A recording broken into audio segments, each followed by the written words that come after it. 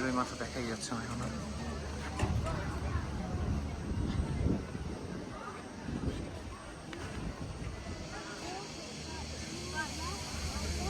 আসলে আমরা ছোটোবেলায় যে বই পুস্তকে শুনছি যে জলীয় বাষ্প হয়ে পানি উড়ে যায়, যাচ্ছে এখানে না দেখলেই বোঝা যাবে না সমুদ্র থেকে এই যে জলীয় বাষ্প হয়ে মেঘ হয়ে চলে যাচ্ছে।